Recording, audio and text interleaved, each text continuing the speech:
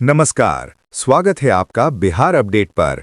मौसम का सटीक हाल और खेती की जानकारी के लिए हो जाइए तैयार, क्योंकि आज हम लेकर आए हैं बिहार के सभी 38 जिलों पटना, नालंदा, भोजपुर, रोहतास, कैमूर, बक्सर, गया, जहानाबाद, औरंगाबाद, नवादा, अरवल, वैशाली, सारण, सिवान, गोपालगंज, बेगूसराय, खगड़िया, मुंगेर, लखीसराय, शेखपुरा, जमुई, भागलपुर, बांका, समस्तीपुर, पश्चिमी चंपारण, पूर्वी चंपारण, सीतामढ़ी, शिवहर, मुजफ्फरपुर, मधुबनी, दरभंगा, सुपौल, अररिया, किशनगंज, पूर्णिया, कटिहार, सहरसा और मधेपुरा का लेटेस्ट वेदर बुलेटिन, जहां आज मौसम का मिजाज कैसा रहने वाला है, कहां होगी बारिश, ओलावृष्टि या चिलचिलाती धूप, इन सभी सवालों के जवाब लेकर आ गए हैं हम। तो चलिए बिना किसी देरी के शुरू करते हैं आज का सबसे सटीक और खास वेदर अपडेट। नमस्कार। बिहार में मौसम ने आखिरकार वह करवट ले ली है जिसका इंतजार पिछले कई हफ्तों से पूरा राज्य कर रहा था। लेकिन इस बदलते मौसम के साथ एक नई चुनौती भी सामने आ गई है। कहीं मूसलाधार बारिश लोगों को राहत दे रही है, तो कहीं आकाशीय बिजली जानलेवा बनती जा रही है। सबसे बड़ी खबर दरभंगा से आई है, जहां तेज बारिश और गरज के बीच जलेश्वरनाथ महादेव मंदिर के गुंबद पर आकाशीय बिजली गिर गई। उस समय मंदिर के अंदर करीब 25 श्रद्धालु पूजा कर रहे थे। तेज धमाके के साथ मंदिर का ऊपरी हिस्सा क्षतिग्रस्त हो गया, लेकिन राहत की बात यह रही कि सभी श्रद्धालु सुरक्षित बच गए। यह घटना एक बार फिर बता रही है कि अब केवल बारिश ही नहीं, सीधे उसे ओते नहीं, बल्कि वज्रपात भी बिहार के मौसम की सबसे बड़ी चिंता बन चुका है। इधर दूसरी ओर पूरे बिहार में मानसून ने अचानक अपनी रफ्तार बढ़ा दी है। पटना मौसम विज्ञान केंद्र के अनुसार आज राज्य के कई हिस्सों में गरज चमक, तेज हवा और बारिश की गतिविधियां लगातार बनी रहेंगी। कई जिलों में ऑरेंज अलर्ट प्रभावी है और लोगों को विशेष सतर्क रहने की सलाह दी गई है। मौसम विभाग का कहना है कि अब मानसूनी बादलों का दायरा तेजी से फैल रहा है और अगले कुछ दिनों में वर्षा का क्षेत्र और व्यापक होगा। अगर आज की ग्राउंड रिपोर्ट देखें तो तस्वीर पूरी तरह बदल चुकी है। सुबह की शुरुआत बेतिया, बगहा, बक्सर और खगड़िया में बारिश से हुई। इसके बाद जैसे जैसे दिन आगे बढ़ा, मौसम ने एक के बाद एक जिलों में करवट लेना शुरू कर दिया। पटना में दोपहर के समय दिन में ही अंधेरा छा गया। काले बादल पूरे शहर पर छा गए, तेज आंधी चली और उसके बाद बारिश शुरू हो गई। कई दिनों से उमस से परेशान लोगों ने पहली बार खुलकर राहत महसूस की। ठीक इसी समय मुजफ्फरपुर में भी तेज हवा के साथ मूसलाधार बारिश शुरू हुई। मौसम विभाग ने जिस समय अलर्ट जारी किया था, उसी समय बादलों ने अपना असर दिखाना शुरू कर दिया। दरभंगा में लगभग 1.5 घंटे तक लगातार बारिश होती रही।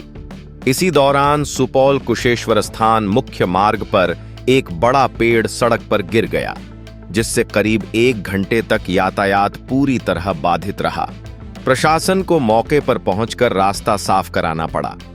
यह बताता है कि अब बारिश केवल राहत नहीं दे रही, बल्कि तेज हवा के कारण कई जगह जनजीवन भी प्रभावित होने लगा है। समस्तीपुर में तेज आंधी के साथ बारिश हुई। बेगूसराय में दोपहर बाद मूसलाधार वर्षा शुरू हो गई। सहरसा में लगातार 1 घंटे तक बारिश होती रही। मधुबनी में अचानक बादल घिरे और फिर अच्छी बारिश दर्ज की गई। बांका में तेज हवा के साथ मूसलाधार वर्षा ने कई दिनों से चली आ रही उमस को खत्म कर दिया। कैमूर, छपरा और गोपालगंज में भी मौसम तेजी से बदला और लोगों को गर्मी से राहत मिली। यानी आज उत्तर बिहार, मध्य बिहार और पश्चिम बिहार तीनों क्षेत्रों में मानसून ने अपनी मौजूदगी दर्ज करा दी। हालांकि इस बदलते मौसम के बीच एक नई समस्या भी सामने आने लगी है। बक्सर में केवल 1 घंटे की तेज बारिश के बाद कई सड़कों पर पानी भर गया। चौसा पशु मेला क्षेत्र के पास राज्य राजमार्ग पर जलभराव के कारण वाहनों की आवाजाही प्रभावित हुई। इससे साफ संकेत मिलता है कि यदि आने वाले दिनों में इसी तरह लगातार बारिश होती रही तो कई शहरी इलाकों में जलभराव की स्थिति भी बन सकती है। अब अगर पूरे बिहार की मौसमीय तस्वीर को समझें तो साफ दिखाई देता है कि राज्य एक संक्रमण काल से निकलकर सक्रिय मानसूनी चरण में प्रवेश कर रहा है। पिछले कई दिनों तक मानसून कमजोर था, इसलिए कहीं बारिश हो रही थी तो कहीं भीषण गर्मी बनी हुई थी। लेकिन अब बंगाल की खाड़ी से लगातार नमी वाली हवाएं बिहार की ओर बढ़ रही हैं और मानसूनी तंत्र पहले की तुलना में कहीं अधिक मजबूत दिखाई दे रहा है। यही कारण है कि मौसम विभाग अब केवल छिटपुट बारिश की नहीं, बल्कि अगले कई दिनों तक लगातार वर्षा की गतिविधियां बढ़ने की बात कर रहा है। लेकिन क्या अब पूरे बिहार में लगातार झमाझम बारिश शुरू हो जाएगी? किन जिलों में बाढ़ जैसी स्थिति बनने का खतरा बढ़ सकता है? किसानों को अब धान की रोपाई शुरू कर देनी चाहिए या अभी थोड़ा और इंतजार करना होगा? और जुलाई की शुरुआत तक बिहार का मौसम किस दिशा में जाएगा? इन सभी महत्वपूर्ण सवालों का विस्तृत विश्लेषण।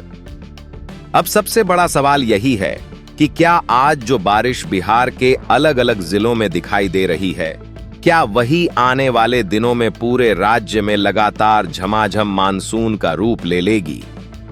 मौसम वैज्ञानिकों का जवाब है हाँ, लेकिन यह बदलाव एक साथ नहीं बल्कि चरणबद्ध तरीके से होगा। इस समय बंगाल की खाड़ी से नमी से भरी पूर्वी और दक्षिण पूर्वी हवाएं लगातार बिहार की ओर बढ़ रही हैं। इनके साथ मानसूनी ट्रफ भी धीरे धीरे राज्य के ऊपर मजबूत स्थिति में आ रही है। यही दोनों सिस्टम आने वाले 3 से 4 दिनों में बिहार के मौसम की दिशा पूरी तरह बदल सकते हैं।